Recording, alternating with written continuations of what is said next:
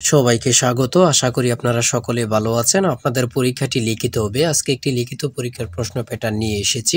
ইনশাআল্লাহ এই প্যাটার্নটি দেখলে আপনি এখান থেকে 25 থেকে 30 নাম্বার অনায়াসে কমন পাবেন এবং সাথে দেখিয়ে দিব কোন কোন বিষয়ে কোন কোন টপিক থেকে প্রশ্ন আসবে।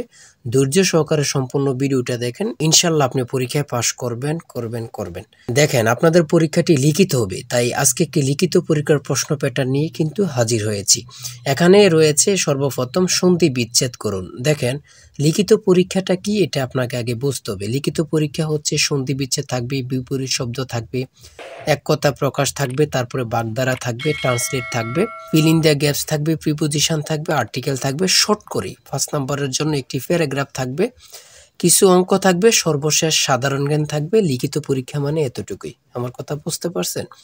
দেখেন, সর্বপ্রথম রয়েছে সন্ধি বিচ্ছেদ করুন। এখানে 4টা সন্ধি বিচ্ছেদ থাকবে। আপনি যদি 4টা পারেন, 4টার জন্য 4 নাম্বার দেয়া থাকবে, অর্থাৎ প্রত্যেকটি প্রশ্ন পারলে আপনাকে 1 নাম্বার দেয়া হবে। দেখেন, 2 নম্বরে রয়েছে কি বিপরীত শব্দ লিখুন।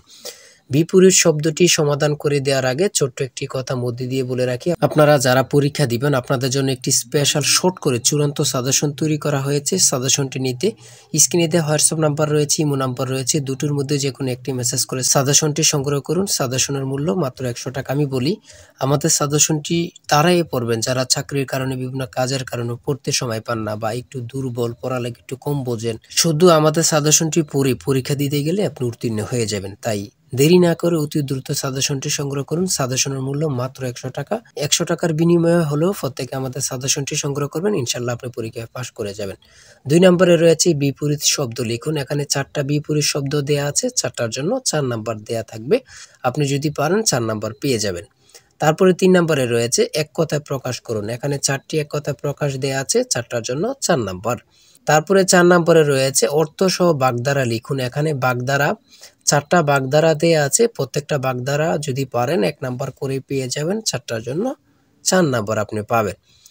দেখেন, লিখিত পরীক্ষা কিন্তু বেশি আনইজি কিছু না। যদি আপনি পরীক্ষার প্রশ্ন প্যাটার্ন এবং কি সঠিক একটি সাজেশন পান, তাহলে লিখিত পরীক্ষায় পাস করা একদম ইজি বললেই চলে। শুদ্ধ বানান লিখুন। এখানে অশুদ্ধ বানান দেয়া আছে, এদিকে শুদ্ধ সঠিক করে লিখতে হবে। প্রত্যেকটার জন্য 1 নাম্বার করে, 4টা দেয়া আছে, 4 নাম্বার পেয়ে যাবেন। তারপরে 6 নম্বরে দেয়া আছে কারেক্ট দ্য সেন্টেন্স, অর্থাৎ এই বাক্যগুলো সঠিক করে আপনারা লিখতে হবে। ঠিক আছে, 5টা দেয়া থাকবে, 5টার জন্য 5 নাম্বার। তারপরে 7 নম্বরে রয়েছে ফিল ইন দ্য গ্যাপস। এখানে 5টা থাকবে, 5টার জন্য 5 নাম্বার। ঠিক আছে। তারপরে 8 নম্বরে রয়েছে কারেক্ট। এখানে 5টি আনকারেক্ট টিপিং থাকবে, এইগুলা কারেক্ট করতে হবে, 5টার জন্য 5 নাম্বার করে। দেখেন, 9 নম্বরে রয়েছে right 5 sentence on the for the bridge. এখানে অন্য প্যারাগ্রাফও থাকতে পারে, শর্ট করে একটি প্যারাগ্রাফ লিখতে বলবে।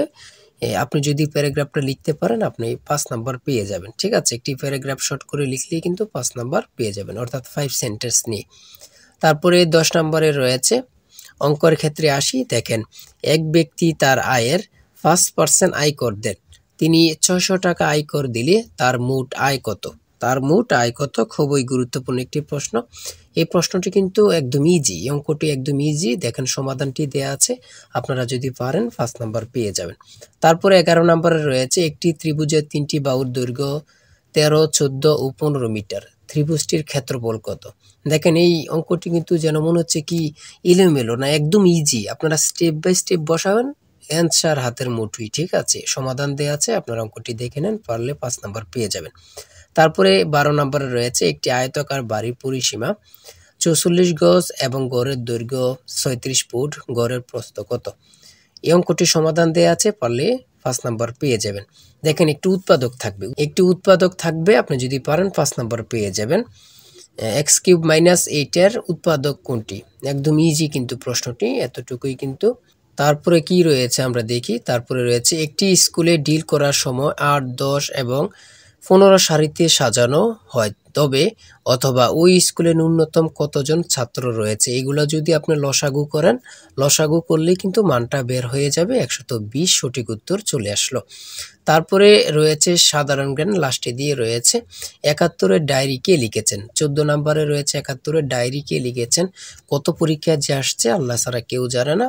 সুপিয়া কামাল। সড়ক পরিবহন ও সেতু মন্ত্রণালয়ের ইংরেজি নাম কি? Ministry of road transport and bridge.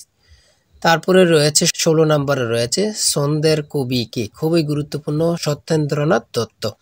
তারপরে 17 নম্বরে রয়েছে আন্তর্জাতিক মাতৃভাষা দিবস কবে থেকে পালিত হয়, 2000 সাল থেকে, গুরুত্বপূর্ণ প্রশ্ন উত্তর। 18 নম্বরে রয়েছে পূর্ণরূপ লিখুন, এখানে 3টা পূর্ণরূপ দেওয়া আছে, 4টা পূর্ণরূপ থাকতে পারে, 5টা পূর্ণরূপ থাকতে পারে, 5টা পূর্ণরূপ থাকতে পারে, কিন্তু পূর্ণরূপ থেকে থাকবে 2 থেকে 3 নম্বর অবশ্যই থাকবে। এই পূর্ণরূপগুলো আপনারা দেখে নেন। তারপরে সর্বশেষ 19 নম্বরে রয়েছে বাংলা নববর্ষ বিষয়ে 6টি বাক্য লিখুন। দেখেন আপনারা অনেকে মনে করতেছেন নববর্ষ সম্পর্কে তো আমরা বানিয়ে লিখতে পারবো। লিখিত পরীক্ষায় কখনো বানিয়ে লিখবেন না, অযথায় কোনো কথা লিখবেন না, ঠিক আছে? হয়তো কোনো কথা লিখবেন না, যে মূল কথাগুলো লিখবেন, ইনশাআল্লাহ আপনি পরীক্ষায় পাস করে আসতে পারবেন। লিখিত পরীক্ষা মানে এতটুকুই, ঠিক আছে?